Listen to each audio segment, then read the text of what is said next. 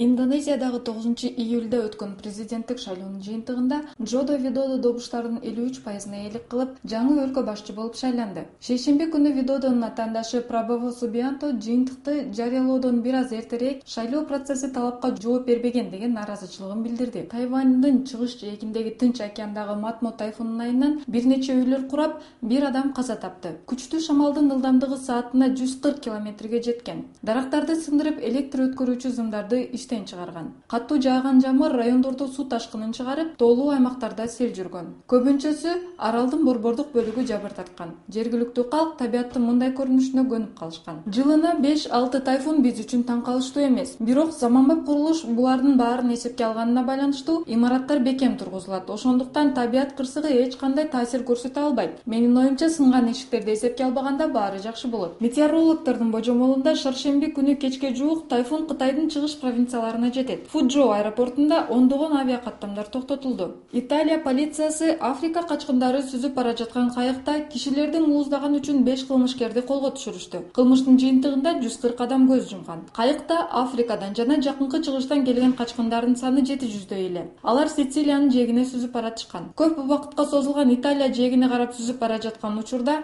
Суб-Сахар жана Араб өлкөлөрүнөн чыккан качкындардын ортосунда түшүнбөстүктөр келип чыккан. Акыркы катардагылар тышкы палубадагыларга орун берүүдөн баш тартышып, кылмышкер деп табылган 5 качкын нааразы болгондорго карата өз алдынча жаза колдонушуп, аларды мууздап борттун сыртына ыргыта беришкен. Бир катар авиакомпаниялар Тель-Авивге болгон каттамдарды токтотушту. Мындай чечимди Америка Кошмо Штаттарынын федералдык авиация башкармалыгы Израилге болгон бардык каттамдарга тыюу салды. Каттамдардын токтогону тууралуу ири Люфтганза, Air France авиакомпаниялары билдирди. Кечээ Delta Airlines учагы учуучу талаага жакын жерге түшкөн ракетадан соң кырсыктын алдын алуу максатында Францияга карап жол тартты. Израиль кайрадан эле Хамас уюшкан кылмыш тобун карапайым калкты тирүүлөй коргон катары иштетип жатат деп күнөөлөп чыгышты. Израиль аскерлеринин айтымында Газадагы чоң жоготуулардын алдын алуу максатында элди 3 күндүн ичинде шаардан чыгып кетүүсүн суранышкан. Хамас атайы эл чогулган жерге ракеталарды жардырышып, көп өмүрлөрдү алып кетишүүдө. Бул чырдын айынан каза болгондордун саны 600гө жетип, жаракат алгандар 3000ден ашкан. Газа секторунун дарыгерлери дары-дармектердин, врачтардын жетишпей